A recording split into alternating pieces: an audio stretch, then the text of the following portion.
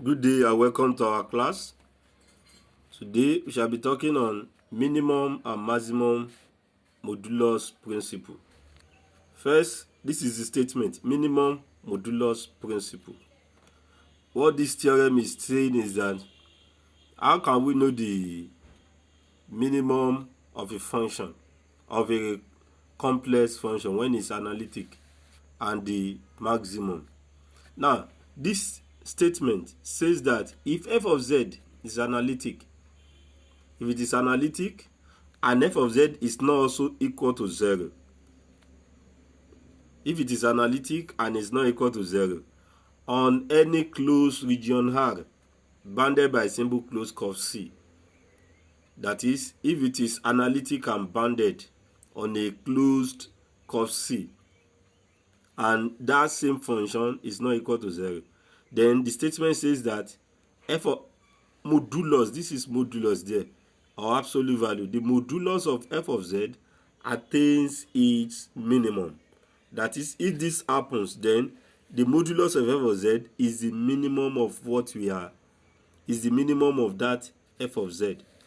And for the maximum modulus principle says that if f of z is analytic and is non-constant, if it is analytic and it is not a constant as well, because we know that every constant function is analytic, but this one says that if it is analytic and it's not a constant on a closed region R bounded by a simple closed curve C, just like this, but this, the only difference is that this one says if f of z is not equal to 0. This one says that if f of z is not a constant function, then the modulus of f of z attains its maximum. So these are what we call maximum modulus principle. So let's take example and and show how to find the maximum and minimum modulus of a function of z in a closed interval. Example 1. Find the minimum and maximum modulus of f of z equal to this on the closed region defined by this. Now solution. Our aim is to find the modulus. We first need to find the modulus of f of z, because we have been told that f of z, absolute value of f of z, or modulus of f of z, attains its minimum or maximum in that region. So we first take note that this function is analytic inside this, and also it's not a constant and it's not a zero function. So in that case, we need to find absolute value of f of z. Then how do we do this? We first take note. Let's just recall that absolute value of z all square is same thing as z times z bar. That is, if you find the absolute value of z all square is same thing as this. Let's apply it here. So our f of z there, our f of z that we are finding is absolute value is this. In order to do it, we put square there. And when we apply what is here, this thing means 2z plus 5i times the conjugate. 2z plus 5i in all conjugate.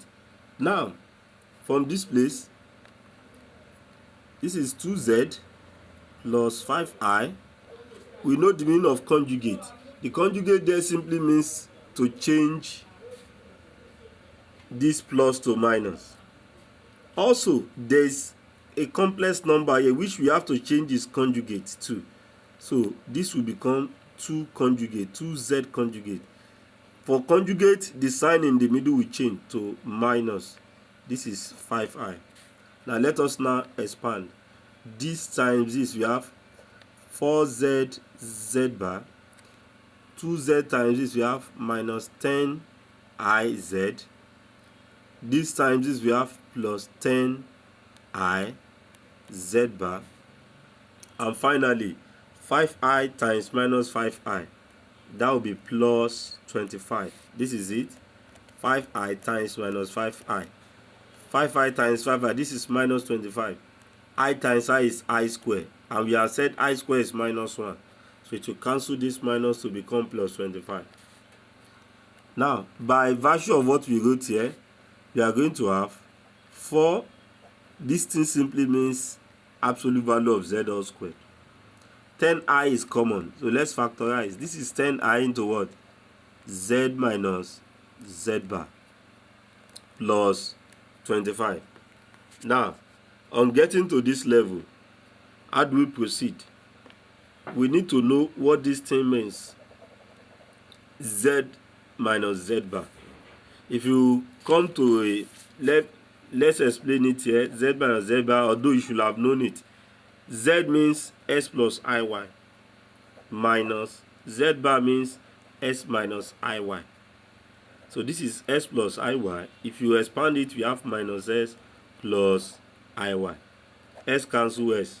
What we have left will be 2iy. So that means this thing will be 4z squared minus 10i into, this will become 2iy plus 25, which will become this minus 10i. I times I is I squared. 10 times 2 is 20. So it will, this I squared will cancel this minus, will become plus. This will become plus 20y plus 25. We cannot leave our answer in terms of y. Terms will be in terms of z. The question is that what is y itself? We know that y means imaginary part of z. X means real part of z. So we need to write it down like that. This is 4z squared plus 20. This will be imaginary part of z. Same thing as y plus 25. Now, we are given this region. Absolute value of z is equal to 2. Since it is analytic inside this closed region, then we can substitute z to 2. We say that absolute value of z is less than 2 or equal to 2. This simply means minus 2 is less than or equal to z. Z is less than or equal to 2. Now, what we are looking for, we are going to have 4 into absolute value of z is 2. We'll take it to be 2. So this is 2 squared plus 20 in z plus 25. From that place, this will become 16 plus 25. That should be 41 plus 20 in z.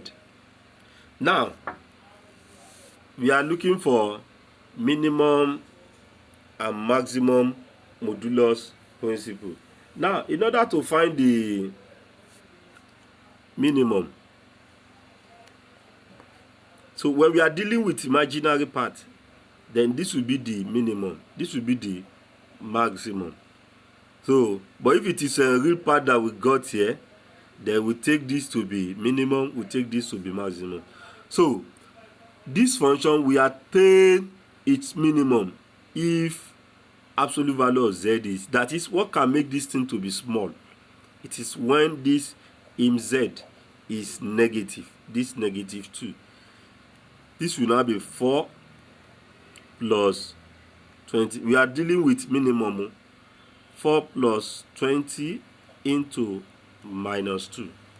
And that should give me minus 40, which is 1. Therefore, absolute value of, what we are saying is that absolute value of 2z plus 5i, this thing, that is what we have been working with since, is equal to 1. But what are we looking for? 2z plus 5i will be equal to square root of 1, which is equal to 1. Therefore, the minimum modulus of this function is 1. In order to find the maximum modulus, we still start from where we stop we stop at 2z plus 5i square equal to 41 plus 20 in z. You remember from this stage, this is where we stopped. Now if you are looking for the maximum, so this function will get its maximum when im z is equal to 2 here. So in that case, here we have 4 plus 20 into 2, and this is 40 plus 41, that is 81. Finally, if you make this the zero formula, it will be square root of 81, that is 9. So we cannot say that the maximum, this is for maximum, the maximum modulo, you put it in statement, the maximum modulus of this function is 9, while the minimum is 1. Let's take another example for better understanding. But before that, remember what I said here, that if this thing result to real number, then you take this to be maximum, while this to be minimum. But if it is imaginary, so look for something that, when they say that minimum, what can make this thing to be small out of these two numbers? So this is the only one. Now let's take another example. Now example 2. Our example 2, find the minimum and maximum modulus of this on this closed region. Now we start by saying absolute value of z is this. We just recall this. It's not necessary to write it, we just recall. So we find the absolute value of this, the given function, plus 4z, put square there. This will simply become z squared plus 4z into z squared plus 4z, then absolute value. So we put the modulus here, but unlike this one that we have here, you see that there's an I here, and we turn the modulus to minus. But in this case, there's no I here, so it still remains plus, because we recall that if you have two complex numbers, and finding the modulus is same thing as this plus modulus z2. So in that case, let's continue like this. It will be z squared 4z into, so you put modulus on both. So this is z bar squared plus 4z bar. Let us now expand. This times this should be z bar all squared, plus this times this will be 4z squared z bar. This will be plus 4z z bar squared, and finally if you multiply this will be 16 z bar. These two, 15 z and z bar. When we recall from this place, this thing simply gives me z bar squared, but there's another square here, plus, if you look at this, let me take one z there, it will remain another z, it will be z bar, that it will become this. If I take one z, it will remain one z there, and z bar will give me this. Similarly, this will be 4 z bar. If I take one z bar, it will remain one z bar left. This will be z bar squared, plus this will be 16 z bar, 16 z absolute value squared. Now we have known this z bar, or before that, let's still simplify further. This is z bar raised to power 4 plus absolute value of z all square is common, 4 is also common. What we have is z plus z bar plus 16 absolute value of z squared. Now, in this region, absolute value of z is less than 1. From absolute value of z is less than or equal to 1, this simply means minus 1 is less than z is less than or equal to 1. So anywhere we see our z, we put it as 1. This is 1 raised to power 4 plus 4 into this. Likewise, this one, z plus z bar. If you look at it, z plus z bar, this will be s plus iy plus s minus iy. This cancels this. What we have left is 2x. So in that case, this one will give me 2x plus 16 into 1 squared. So if you add them together, this will give me 17 plus 8x. So we know x. S simply means real part of z. This is 17 plus 8 into real z. So let's keep it and move to the next one.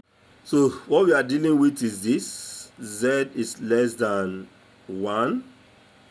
Also, we have been able to find that absolute value of z square plus 4z all square is equal to 17 plus 8z. Now, let's assume that I want to find the maximum. Since we are dealing with the real part of z, this will be the... So you look for something that can make it to be maximum, to be higher. So if I pick this now, it will be higher. So for the maximum now, so you need to look at it. That, okay, what can make it to be higher? So this will be, I'll take my real part, the real part, real z must be equal to 1 for maximum. So this will be 25. Therefore, absolute value of 4z will be square root of 25, which is 5. Also for minimum,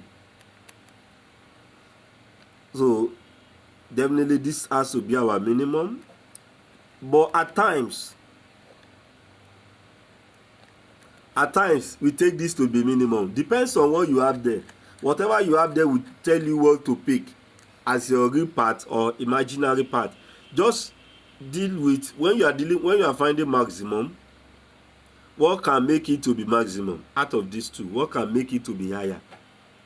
Because if I go and pick minus 1 here now, it will be lower and it cannot become maximum.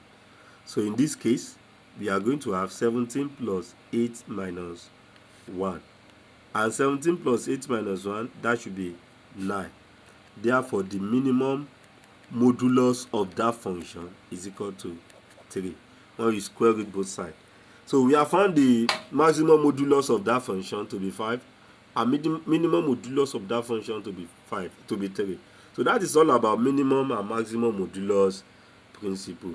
So you can search the proof in Google. So have a nice day.